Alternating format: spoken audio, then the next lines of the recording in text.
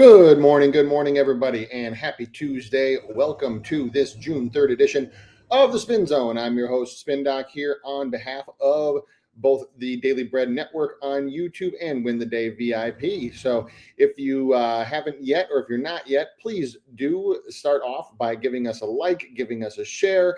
And if you like what you hear, please do subscribe to the Daily Bread Network on YouTube for all of our exclusive content. Also, please, if you like what you hear from me, follow me at SpinDoc Sports on X. So, good morning to everybody. There was surprisingly a decent number of plays yesterday, decent amount of action for a Monday. So normally Mondays are a travel in day, or it's kind of the end of a awkwardly placed weekend series, and you don't have as much action. But there actually was yesterday. So to start off with.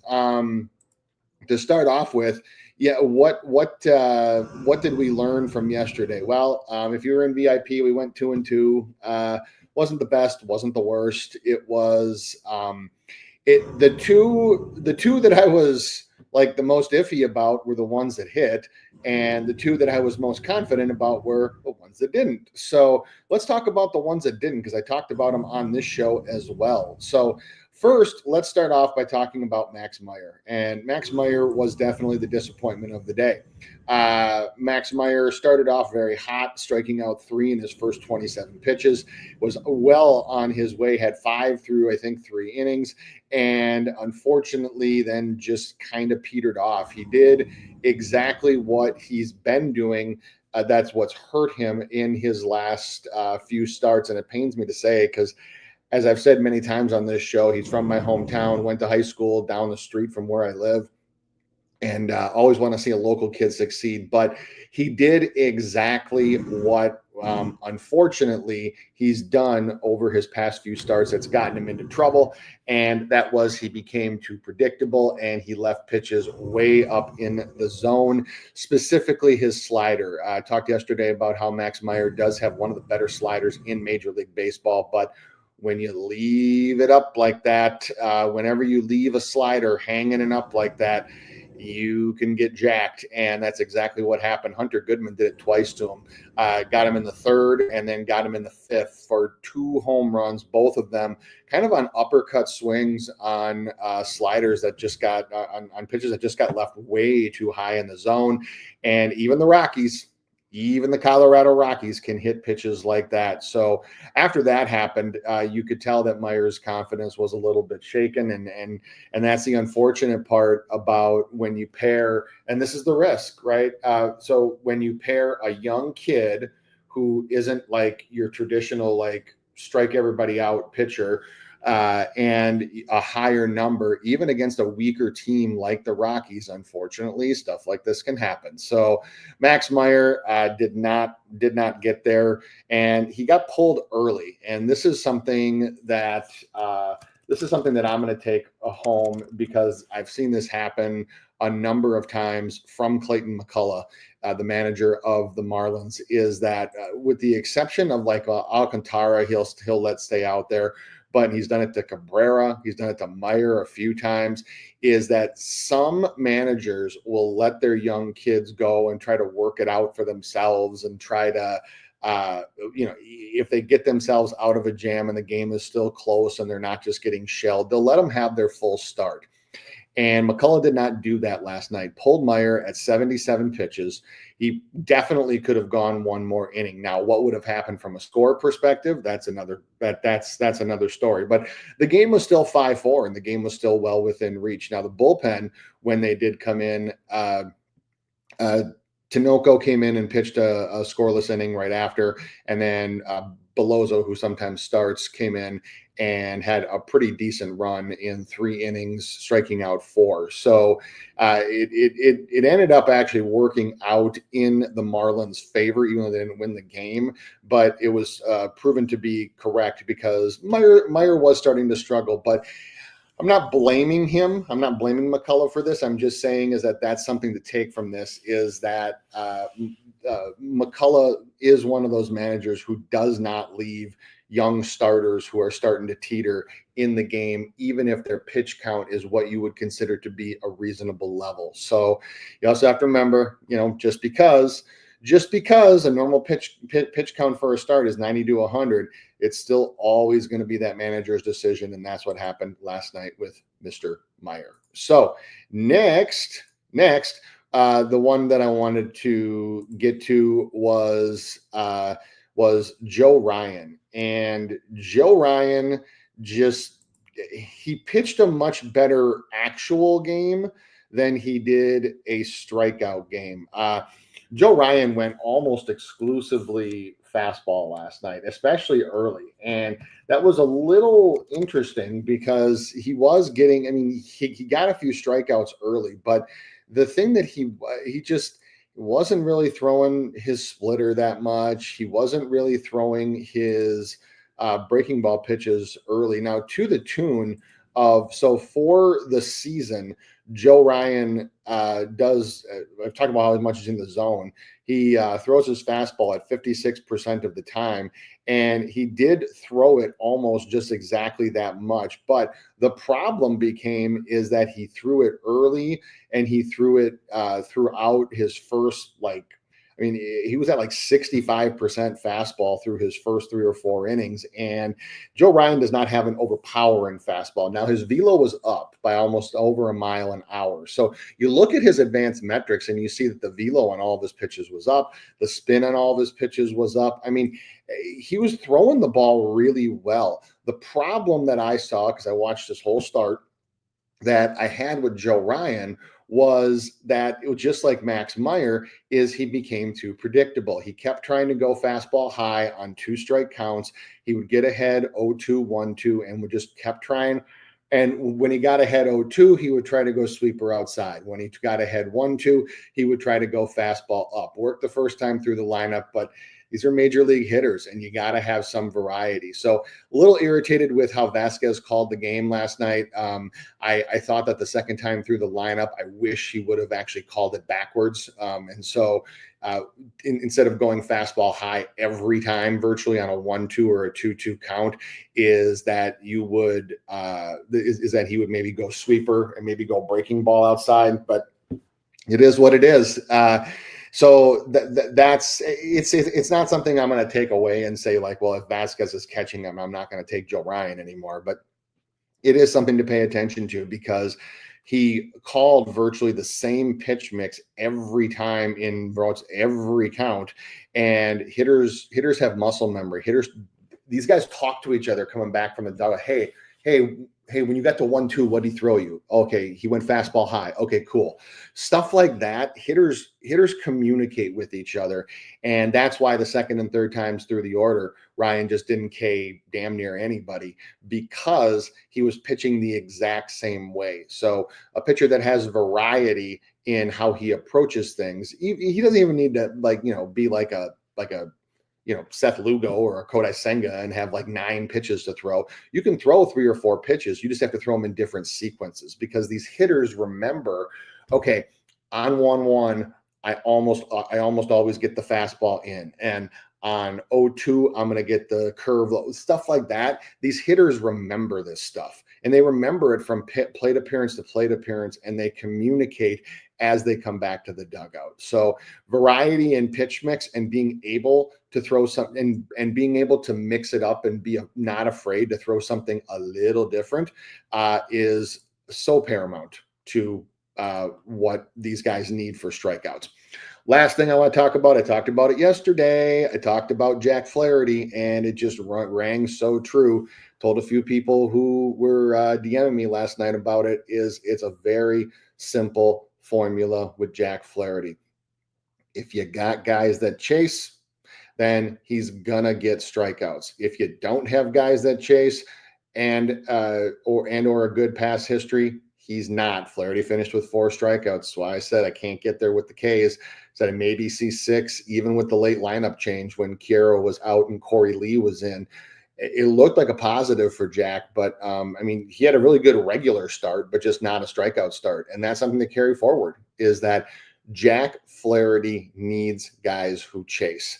If you're not going to chase, I need at least 6'3" for guys who chase in his favor, meaning guys who chase at or above league average. I had 5'4" yesterday. When it's 5'4", I look for good past history. And I talked about how against Benintendi and a few of the other guys, he really didn't have it. And so hopefully that if you were thinking about betting Jack, hopefully that might have gotten you off of it. And maybe you took something else because the Tigers won the game handily. But just for the future, if you don't chase, it's really hard for Flaherty to get strikeouts because he doesn't have a dominating fastball, and his knuckle curve and his slider are often thrown way outside of the zone. And so if you're not going to chase the outside pitches and 92, 93 isn't going to strike you out, you can see how it's hard to get strikeouts. All right, that will get on with the business of the day. A few shout outs in the chat. Mom Who Bets, good morning to you. Thank you so much for being here. Always appreciate you. And Roger, always with us as well. Thank you. Thank you.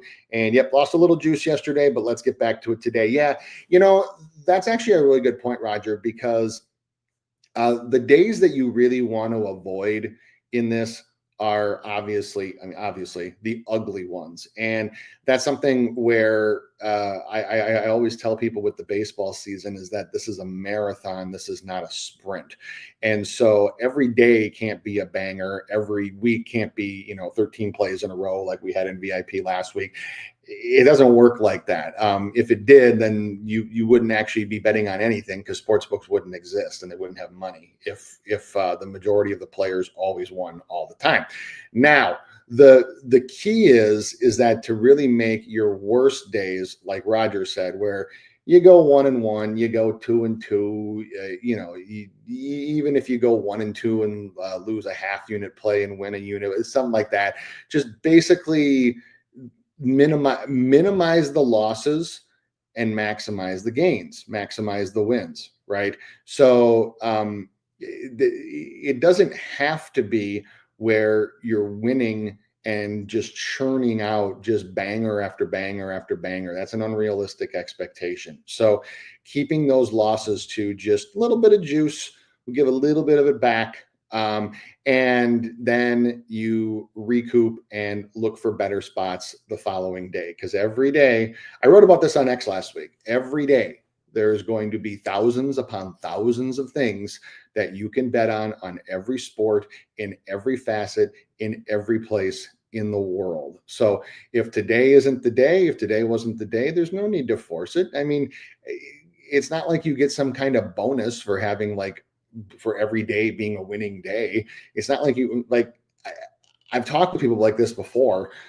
I'll say this and I'll move on. Talk with people like this before where they're just so obsessed about just chasing late night stuff because they lost in the early slate of games, and then you compound it. And it's I'm like, what is this? What is this obsession with having to finish every day in the black? That's not what you're doing. I mean, you see the VIP record scrolling across the bottom of the screen. We don't finish every day in the black. We have losing days. We have losing weeks. It happens. It's the sum total of it. And you can see, well, actually that wouldn't be, it would be 104 and 76 because 108 and 76 because 108 and 746 wouldn't be 58.7%. So 108 and 76. And you just keep grinding out wins, take your bangers when you can, and take your losses when they happen. So anyways, good point, Roger. And yes, let's get back at it today. LJ from H-Town. Good morning. Good morning. Welcome in. Welcome in. Says, morning, Spin Doctor. Do you have an early Cy Young look? Thinking about taking a shot on Hunter Brown from my Astros. If you want a bigger odds one, that would be the one to look for. I still think that Tarek Skubal is probably the one that if you're looking at the AL, which is what I assume that you're talking about, the AL is probably.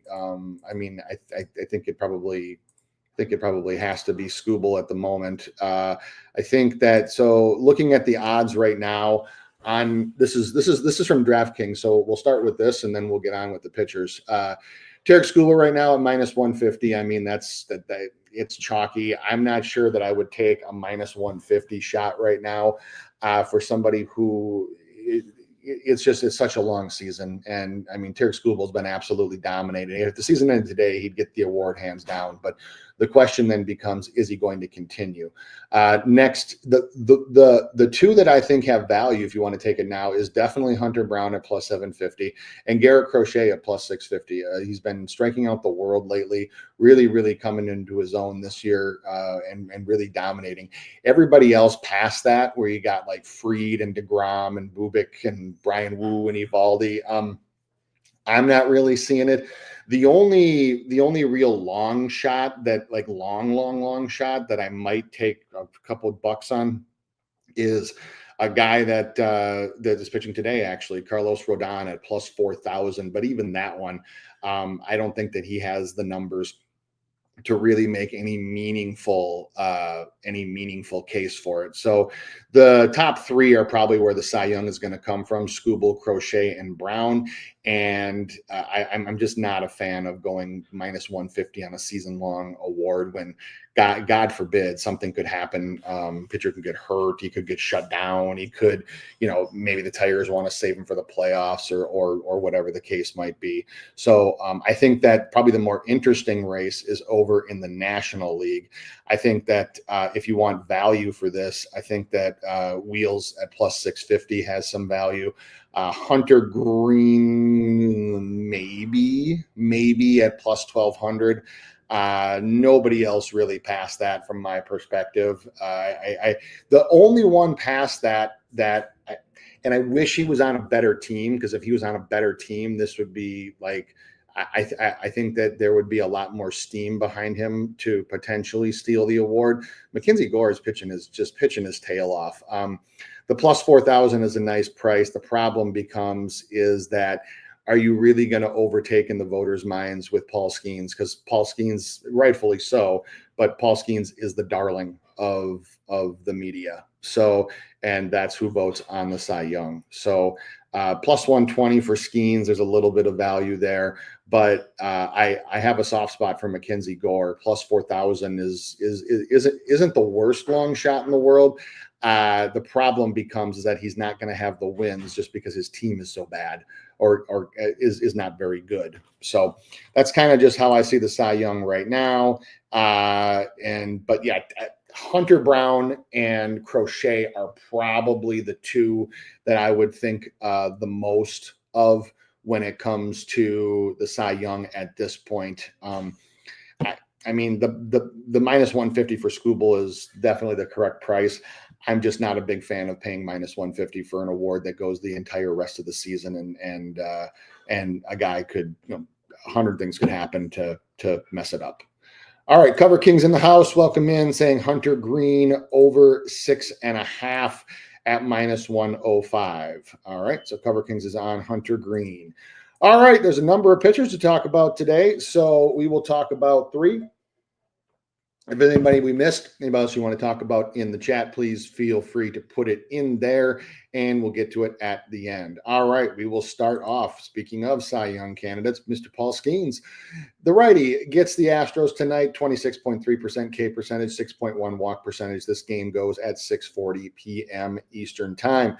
You have an over of over 6.5 at +125 and a heavily juiced under at -160. Okay, so this is a clash. This is this is kind of like when worlds collide here, because you have the Astros, who are one of the highest contact teams in baseball, both for the year and over the past few weeks, versus Skeens, who is obviously a superb strikeout pitcher. So the question then becomes, where is the advantage? Well, first of all, for me, the advantage is definitely not in taking the under, for Skeens at home at -160 for a team that's just traveling in.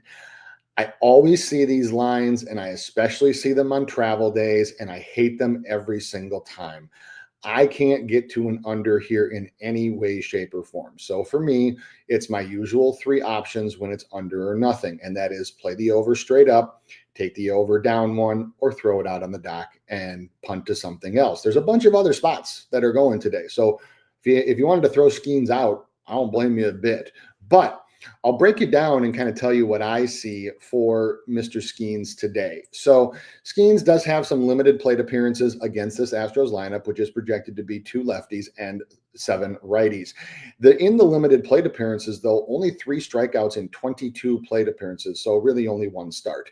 Now, you look up and down at this Astros lineup, and there are a few things that come into focus. Number one is I talked about their contact rate. They do have elite zone contact. 6 of the 9 are above league average in making contact in the zone. The only ones that are under, Walker, Smith, and Melton, who is projected to be in the 9 hole. I think he'll be in, but I'm not 100% sure. Now, why does this matter? This matters because Skeens is in the zone 50% of the time, and as we know, can use his 4-seam fastball as an out pitch. So in addition to splitter, sweeper, which he's throwing more this year, and then he's using the curve a little bit more over his last few starts, but in general, the 4-seamer, splitter, and sweeper are the 3 main pitches that this team is going to see. So what I look for is, okay, zone contact is one thing, but the other thing I look for with Skeens is zone swing rate, because if you're going to take pitches versus Skeens, especially if you're going to take pitches at home and you're not going to swing in the zone early, which is where he operates, is that you're probably looking at a strikeout percentage, his strikeout percentage going up from around the 26 to 27% it is now to near 40 to 45. Now, who takes in the zone? Paredes does, Altuve does, and Smith does. Pena is about league average. So I look at those guys, and I see that both Paredes and Altuve do have elite zone contact. Now, he has gotten Paredes twice in 8 plate appearances. And so for both of those 2 guys, Paredes and Altuve, I probably got them combined for 1, maybe 1.5 at most. And then I go down to Smith. And Smith, who is batting in the 7 hole, it's a whole different ballgame because Smith takes in the zone, doesn't make contact when he does, and has horrible chase contact at 48.8%. What he also does is he whiffs to a splitter, which is the main out pitch for Skeens to righties, at 40%. So you can definitely get him for 1. So of the guys that take in the zone, I have 2.5 to maybe 2.5 sounds about right. Now, for the guys that swing in the zone, we get a nice little bump here if you want to be on an over and try to get that plus money. The reason being is because Walker and Melton, who are batting cleanup and in the 9 hole respectively, both of them strike out 28% plus against righties. Both of them swing a ton in the zone, and neither one makes contact above league average. Walker is at about 81.8%. Melton's down at 75. Anything under 80, you're ripe to strike out. The other thing with both of these guys is they both have a high whiff percentage to a 4-seam fastball, 25% or above. League average is about 22.5. So you have a lot of elements there for a strikeout. I have these 2 combining for possibly 3. So you have 3, you have 2. Now you're at 5.5. And now you can see where getting to that 6.5 number is not unattainable. And I'm being a little conservative in my numbers here. The only one that I have that's probably going to be really, really tough to strike out, even though Skeens has got him once, would be Yanni Diaz. The reason being is because Yanni Diaz does chase a lot, but makes elite contact when he does chase. So he also has almost no whiff to a splitter or a sweeper and strikes out less than 20% of the time to righties. So Yanni, I'm not putting him as a total dead spot because Skeens has gotten him once, but I will say that that's probably going to be the one that's tough to strike out. So even if you add all that up, and I have Caratini as a 50-50 shot. So now we're at 6. What it comes down to then is it would come down to 2 things. Number one, are Walker and Melton going to be in, and can he get one of them twice? The short answer to that, I can't answer the first one. That's a manager question. The second one, if they both are, the short answer is unequivocally yes. And then it would come down to, can he get Myers? Myers is projected to bat in the 8-hole. He actually makes great contact against a fastball. He is a fastball hitter. However, he does swing a lot in the zone. He makes contact a lot in the zone, but he also has one of the poorest chase contact, actually the poorest chase contact on this team.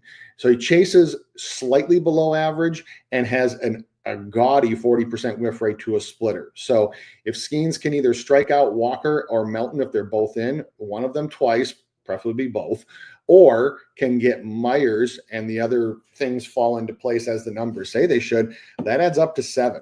So when you add all that into play, this is why I'm telling you is that if you're going to look at this one, you want to look at an over. You don't want to be paying minus 160 for Skeens in this position, because even though you look and you see obviously they're Pena, Paredes, Altuve, the top of this lineup has a ton of contact, a very low strikeout percentage, a ton of zone contact. You go down the rest of the list and you got Walker, Smith, and Melton, who are almost at 30% to righties, and all of whom have under zone contact against right-handed batter or right-handed pitchers. You have Myers, as I mentioned, who can chase and whiff, and there's more paths to 7 for Skeens than you would originally think looking at this lineup. And if you just looked at the surface metrics being K percentage as a team, and past history. So if you and trends, if you just looked at those 3, you would see this as an easy under, and you're probably going to see some people on X screaming that it's just a great play, and that that's it's one of their plays for the day because the Astros are not striking out against righties. When you break it down to the molecular level, to the hitter level, there's multiple paths to 7 here. So what I'm wanting to see is, one, are Walker, Smith, and Melton, are all 3 of those in? And the other thing is I also wouldn't mind seeing Myers in the lineup, but the other 3 for sure. If I get Walker, I get Smith, I get Melton, and I'm still getting plus money for a 6.5, I might be willing to take a shot on a Skeens over here. There's more paths to 7 than you might think. So, Shawnee, I see your question in there. Welcome in, by the way. Thank you for joining. I will flag that one because we will get to Mr. Rodon in just a few moments. All right. Next up on the list, and I'm including this one for a very specific reason. Even though he's not one of the quote-unquote big dogs pitching today, it's a peculiar line. So this can be a learning lesson. Christopher Sanchez, the lefty, 27.6% K percentage, 8.7% walk percentage. He heads up to O Canada and going to Toronto at 707. And his line is at a 4.5 for the first time this year since opening day, or since his first start of the year, I should say, against the Dodgers. So Christopher Sanchez has been at a 5.5 throughout, averaging 6.36 strikeouts per game. His outs have remained at 17.5 like they always are. His hits are at the 5.5 they usually are. His earned runs are at the 1.5 to 2.5, depending on which way the juice goes, as they usually are. But his Ks got dropped. Now, why did his Ks get dropped? There's normally 2 reasons why. Number one is books know something, and they know that why a guy's Ks get raised or lowered is the books know something, and they're applying that to try to encourage action on one side or the other. The second reason is you have certain teams that you get the quote unquote tax on when you pitch against them, tax up or tax down. The Rockies, the Angels, and the Red Sox, you get a tax up typically. And against the Padres and the Blue Jays, you typically get a tax down. So what I mean by tax down is basically taking normal average and then dropping it by 1 and then juicing the other side of it. So for example, Sanchez has always been at a 5.5. So you drop it down to 4.5, you juice the over, and because you don't think that he is going to get that 6 threshold. So where do we sit with Christopher Sanchez?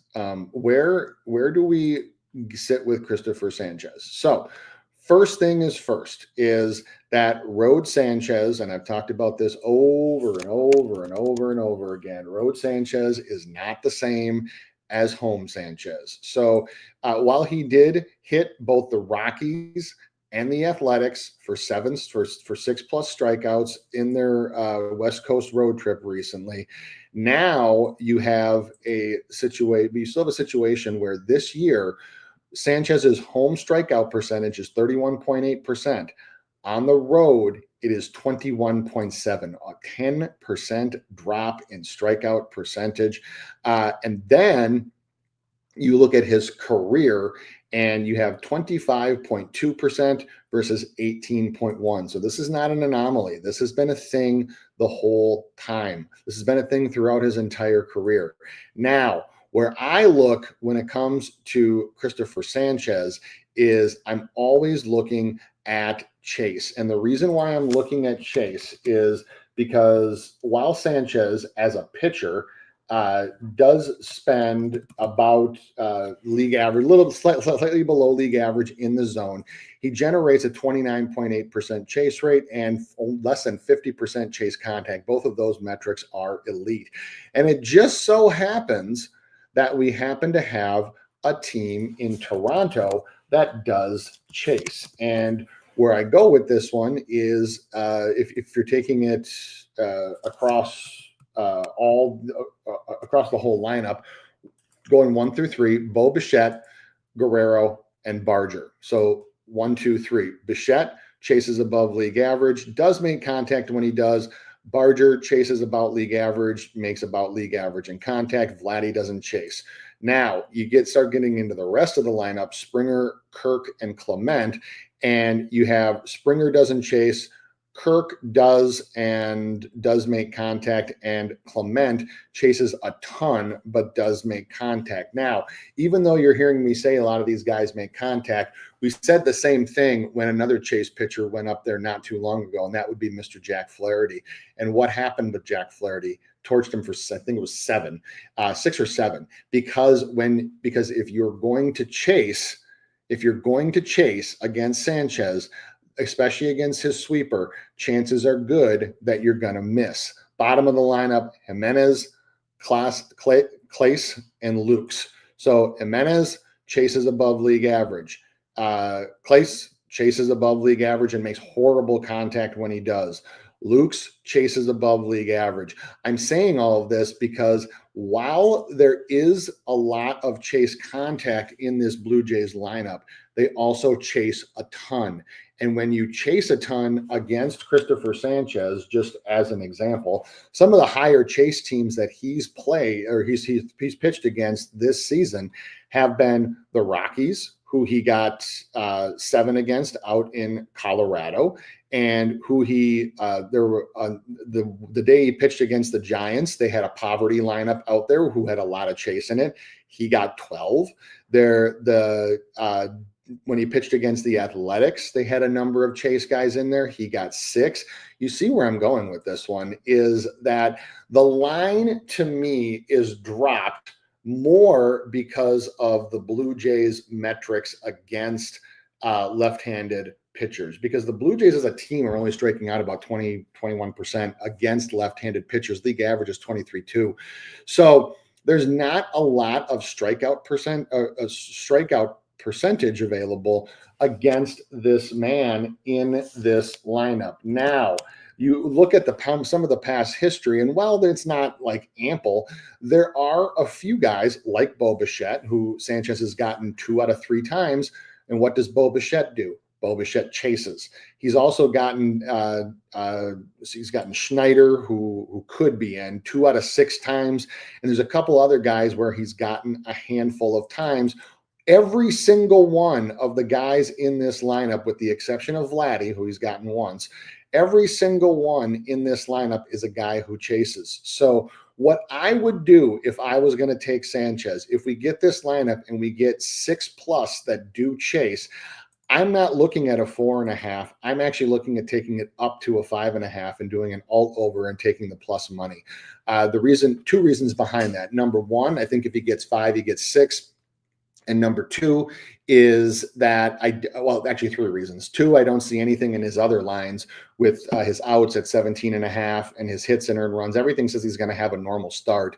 And number 3 is that if I'm playing the 5.5, I'm saving myself potential juice if things go wrong. If things go wrong and he just blows up or he just doesn't get any strikeouts, let's just say he ends up with like 2 or 3 or something like that, and I play a 5.5, I don't pay any juice to the books. Now, only thing you're protecting yourself against by taking this heavily juiced over 4.5 is the result of 5 exactly.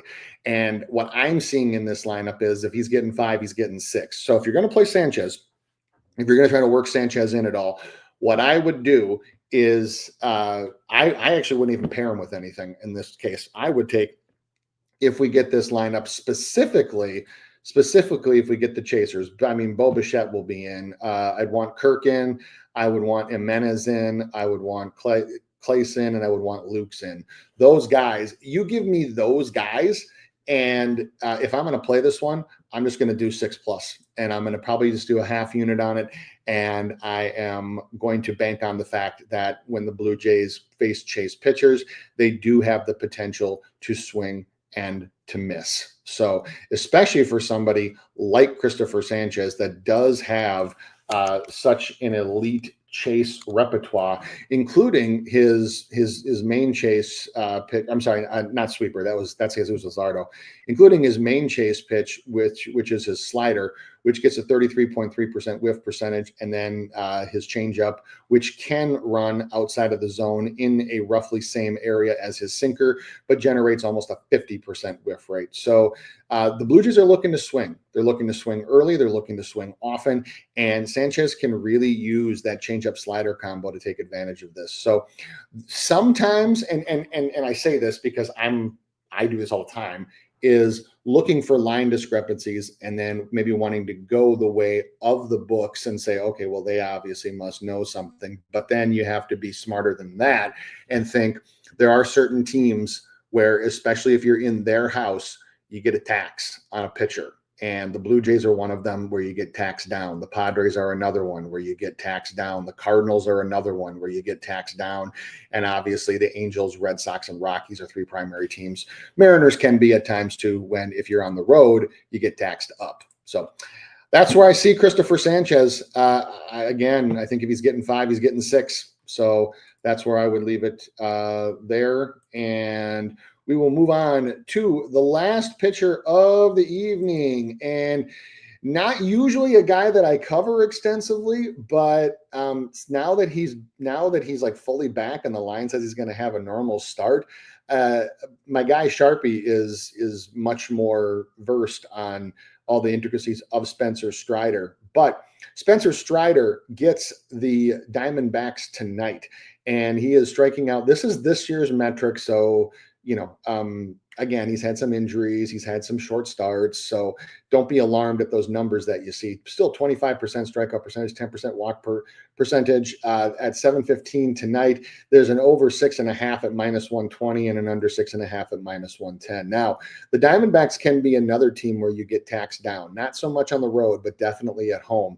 And when you look at their home road splits this year, especially against right-handed pitchers, there is a significant discrepancy. So they have been a team where they have had a lot of success not striking out at home and then going on the road, and it's like in some games they go brain dead. So to that point, at home against right-handed pitchers, at home against right-handed pitchers, their strikeout percentage as of last night, I had it,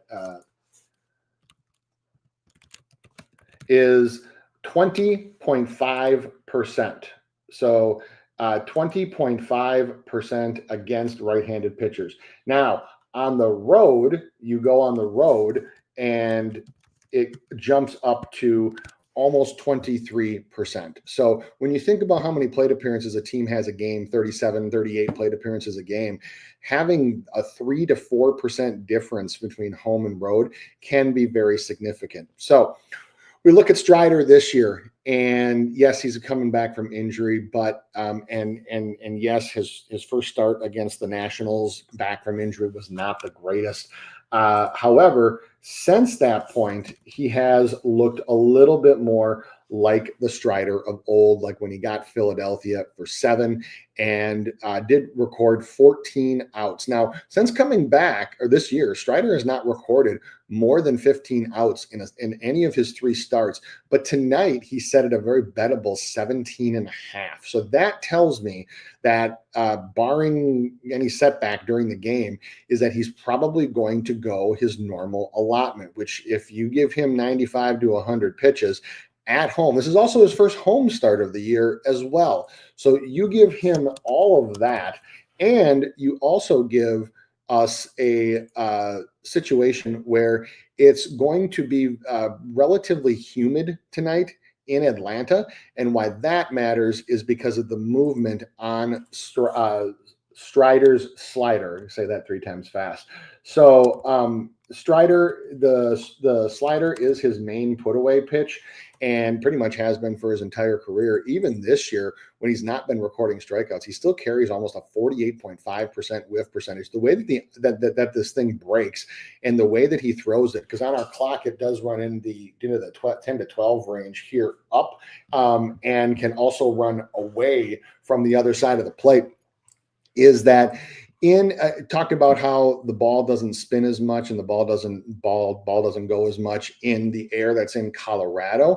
In thick, humid air in Atlanta, it can be the opposite effect with the way Strider throws it. So not like I'm going to hang my hat on making a prop on that, but it is something to consider. And it's also why, if you go back and you look at some of his strikeout performances in hot, humid weather, it's actually been pretty damn good.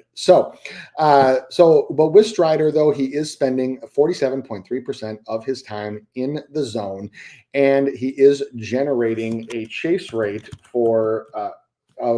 he's not generating a ton of chase this year, but he is making guys miss when he does. So I'm looking at zone. I'm looking at zone contact. I'm especially looking at guys who are going to take in the zone, because his K percentage goes up to near 50% when he gets in those pitchers' counts. So I look at this Diamondbacks lineup up and down, and with the projected lineup, which is 6 lefties, 3 righties, what I see is I only see 2 guys in this lineup, Naylor and Gurriel, who swing early in the zone. There's actually a number of guys who are way under league average in first pitch swing percentage. So if Strider can just hit the zone and just pound strikes early with his fastball, really Naylor and Gurriel are the only 2 who I think we'd have to worry about swinging and making contact. You have Perdomo, Smith, and Moreno, all 3 of whom swing well under league average in the zone. Smith and Perdomo and Moreno make good zone contact, but Smith does not.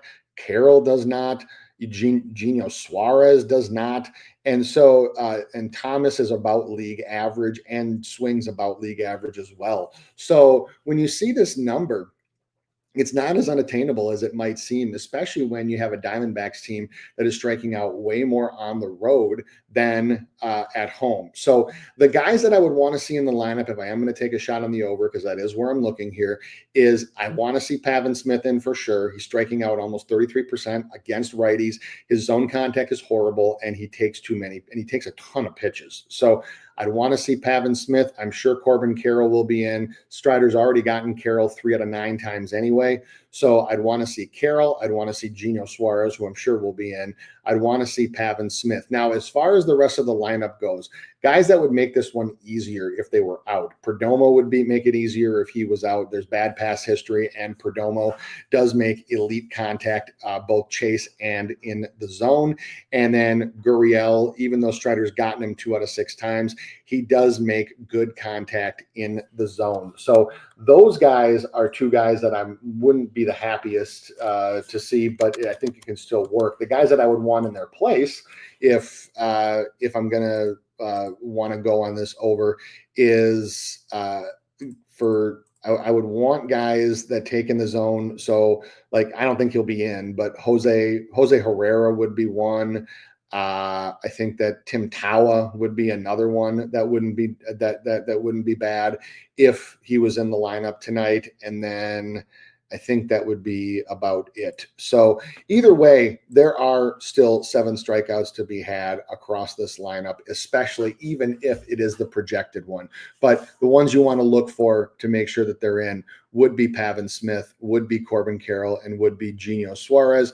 Having Alec Thomas in would be a nice bonus as well, even if he is batting in the 9 hole. But Pavin Smith is a guy who Strider can get possibly twice. Same thing with Corbin Carroll. So that is it for Strider. We'll go to a few of the comments here. I know that there were a bunch of questions, so we'll get to that in other looks and sides today. Let's see here. I know Shawnee had a question. What do you think about Rodon under 6.5 strikeouts? Well, if he only faced the first 4 guys in the lineup, then yes, definitely under for sure. But you look at the rest of that Guardians lineup, and it's like strikeouts waiting to happen. Now, to consider that, from an over perspective, you would need Arias, Noel, Wilson, Schneemann, and Hedges, who are the bottom 5 right now, because what you have is you have the top 4 in this lineup. Kwan, who has 2 out of 12, Martinez 1 out of 3, and then Ramirez and Santana, my goodness, 10 Ks combined in 108 plate appearances. So you can't count on very many strikeouts from the top 4. But then you get to the bottom 5, and oh my Lord, you have every single one of them except for Schneemann chases. Every single one of them has chase contact under league average. And why that matters is because Rodon is only in the zone 44.7% of the time. His fastball only tops out at 94, 95. So he's not an elite chase, or he's not an elite fastball guy. So he needs that chase to get those strikeouts. And you also have Noel, who's struck out 4 out of 7 times. You have Hedges, who struck out 2 out of 5. He's gotten Wilson before. I mean, every single guy from 5 on down, if this is the lineup that they're going to run, is just a strikeout waiting to happen. The only one that I could maybe see them not batting in that bottom, because I'm sure Kwan will bat lefty, is Schneemann. But whoever they could put in his place from a strikeout perspective is probably just as bad. So I think at home for Rodon, and with a Guardians team just coming in, the top 4 looks golden from an under perspective, but that bottom 5 is just ugly. All of them chase, none of them make contact when they do. And so for me, lineup construction is going to determine a lot for this one, because there's a lot of chasers in this lineup. And when you chase against Rodon, and you don't have a huge past history against him, which his bottom 5 does not, is that you're putting yourself in a really, really bad position. All right, next, want to welcome in Zimmy. Thank you for joining. Yep, big day today. Stick to the process. You're right. Had a couple days where it's just been kind of hovering, a little bit of juice, and the bangers will come, the winners will come, and that's why I said it's a marathon, not a sprint. Godspeed, KD. Welcome in. Good morning to you. Ryan let us down, but Pablo on the bump tonight. Yeah, Pablo is probably where he should be right now, especially if the Athletics are going to run that lineup that they did last night with some of their injuries and stuff. I am not really actively looking at Pablo, if I'm being honest. I think that his line is probably exactly where it should be. I just don't see a lot of value in any of his lines. I especially was not very pleased with him, with how he pitched both of his last 2 games, not just because the strikeouts didn't hit, but because we weren't on him against Tampa Bay. We were against Kansas City, but it's how he pitched when he gets guys on 2 strikes, is that he just got guys on 2 strikes and then just kept going fastball up. And Pablo's fastball is 94 to 96. So it's okay, but it's not dominating. And if he tries to pitch the exact same way Ryan did last night, it'll be infuriating because Ryan had so many guys on 2 strikes and then just kept trying to go fastball. And the Athletics hitters just went with it. And there was no creativity. And that was how Pablo pitched against the Rays too. I actually watched almost that whole he get guys on 2 strikes and have no creativity in trying to close them out, wouldn't pitch backwards to guys second time through. And so the Athletics have enough, at least enough smart hitters in their lineup to, if he's going to do that tonight, 6.5 is a high bar to clear. So I'm going to adopt a wait and see attitude with Pablo. I want to see how he approaches it. I want to see if Vasquez catches him or if it's somebody else, maybe he approaches it differently. So I'm going to probably take a lesson on Pablo tonight. Kid Keon, same question. Thoughts on Lopez versus the A's? Yeah, same thing. I'm probably just going to let it go. I have not been pleased with how he's approached guys with 2 strikes. It's been a lot of pitch to contact. And Slim asked, would that have anything to do with Jeffers not catching him? Very well could be. It very well could be. That's why I want to dig. I want to see who's catching him tonight because Vasquez caught Ryan last night. So I want to see. I want to see if Jeffers is back in, or if I just want to see who's behind the plate tonight. I might jump back in, but overall, I'm probably just going to take a pass on Pablo tonight and just see how he approaches. Roger saying thoughts on Peralta on the road in Cincy. So we have a dichotomy again with Peralta in that, man, this guy had just pitches himself out of games repeatedly. He has not recorded more than 15 outs in each of his last 3 starts. He started off white electric hot the other night, or the other start. I'm sorry, his last start against Boston. He had six strikeouts in 3 and 1/3 innings, and finished exactly with 6. And I think he finished with like 2 or 3 walks. Let me see. 3 walks. Yep, 3 walks, and just walked himself out of the game. And the unfortunate piece about it is Cincinnati is a team where you can easily pick on from a strikeout perspective. The problem is that this is a familiar opponent, and this is a guy against whom he's had varying success. For example, he's gotten Friedel 4 out of 17 times. He's only gotten Stevenson 2 out of 11 times. He's gotten Fraley 2 out of 8. Now, if McLean and Lux are in, he's gotten them a combined 9 out of 15 times, which is just ridiculous. And Ellie, he's gotten a few times. So the strikeouts are there to be had. My problem with even wanting to consider Freddie Peralta is on the road, he just has these moments. Like, for example, Pittsburgh, he had 3. Cleveland, he had 4. The White Sox 5. The Giants 3. You see where I'm going with this. I mean, it's been like almost 2 months since this guy has gotten more than 5 strikeouts on the road. So the opponent is right, but I'll be totally honest. I don't trust him. I don't trust him on the road. I don't trust him enough to try to put like minus 150 is the best line I can find. Minus 155, somewhere in there. I don't trust Freddie Peralta that much. If he was at home, maybe, but then we'd probably get a 6.5. But on the road, he needs to prove it to me before I can put a single dollar in play on him for the immediate future. So I want him to do well also because he's on my fantasy team. He's on my money fantasy league team. So I hope he does well because he's starting for me tonight. But to put anything at risk from a strikeout perspective, I just can't trust him. So and then Kid Keon saying thoughts on Yusei Kikuchi. Well, we have another dichotomy here again because the opponent is golden. The opponent's great. I see some things in the line, though, and some things in some of the past history that make me think, maybe not so much. Even for example, Mr. Strikeout himself, Devers, has only struck out 2 out of 19 times against him. He's only gotten Romy Gonzalez 1 out of 7 times. He's only gotten Duran 1 out of 6 times.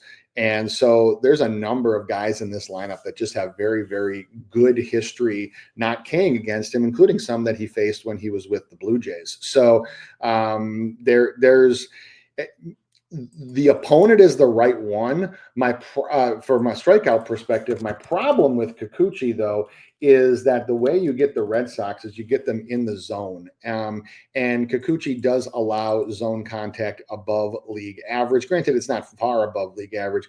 Spends a lot of time in there.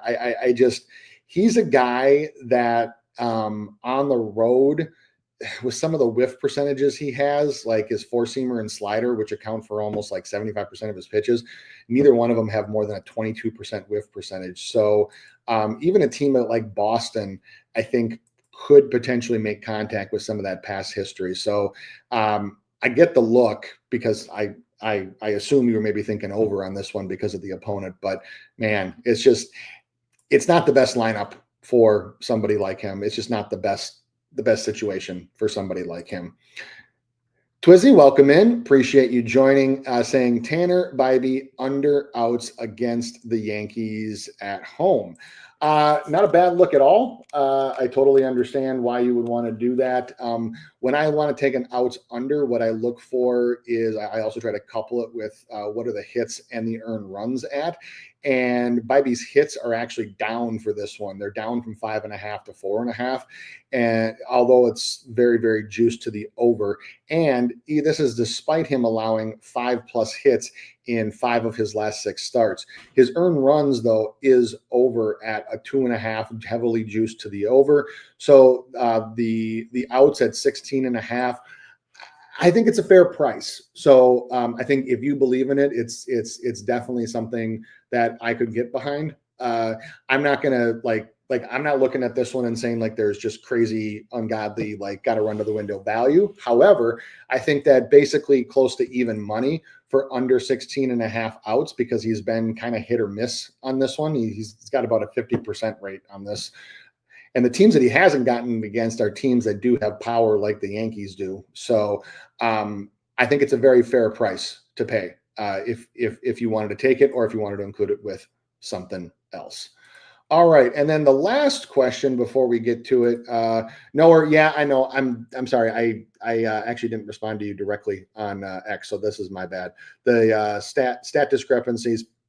We will come back to this one. I will give a few looks and leans, and then for anybody that wanted to stay for just another minute or two, I can kind of talk to why that might be. I will explain that in just a moment. So other looks and other sides and action and stuff today.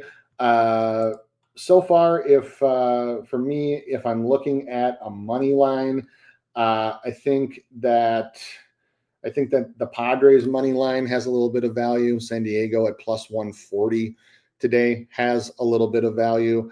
I think that the Blue Jays at home, again, this is separate of Sanchez's strikeouts, because they can strike out and they can get hit up. Plus 128 for the Blue Jays, I think, makes sense. And then the other plus money line that I think has some value is the Rangers at the Rays at plus 125. As those of you that watch regularly know, whenever I give out leans on MLB money lines, it's always at plus money, or at the very, very, very worst, a slight home dog. So next is if you're looking at totals. Where I'm looking for totals is I think that you can easily take the over tonight out in Los Angeles. I actually wouldn't be surprised if Kershaw gets touched up a little bit too. So a Mets team total over can make some sense. I think that the Giants team total under makes sense. And then the other one is the over in the Cubs Nationals, including the Nationals team total over, also has value. All right, I think I got to all of them except for. So, why are there stat discrepancies on sites like Fangraphs and on Savant? Well, depending on what you're looking at, the overarching reason is because of calculation methods because both of them are run by separate entities. Both of them are run by individual. So, like for example, StatCast is run through Major League Baseball.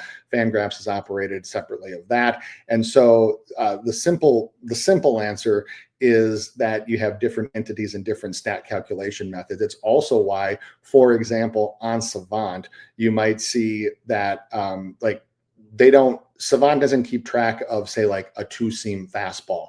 They just put everything as a sinker. So a lot of pitchers that throw a sinker really throw a sinking two-seam fastball, but they have a four-seam fastball and they have a sinker, and that's just their calculation method and how they organize it. Now, as far as who to trust and who's right, I found that for my model and my calculation, when it comes to contact metrics, I found that Savant tends to be the one that I trust more and tends to be more accurate as far as real life goes. So that's just kind of the overarching view. I'm actually going to go and do a little deeper dive, and I'll respond to you directly on X. So apologies, I haven't gotten to that one yet. But just as an overarching reason, that would be why. And if I'm going to use one or the other when it comes to actual like zone contact and like chase contact and stuff like that, especially for individual hitters, I would defer to Savant, also because it is powered through and run by Major League Baseball. All right. I think that is going to do it for us today. I want to thank everybody who joined, everybody who commented, everybody who was a part of it. Mom Who Bets, Roger, LJ, Cover Kings, Shawnee, Noah, Zimmy, KD, Kid Keon, Slim, Twizzy. Thank you all so much. If you haven't yet, please give this a like. Please give this a share. Follow us on the Daily Bread Network on YouTube. Subscribe for all of our content. Follow me at Spin Doc Sports. Please give us the love, and we'll keep churning out the content. So best of luck in whatever you're tailing today. I'll be back tomorrow with more for you.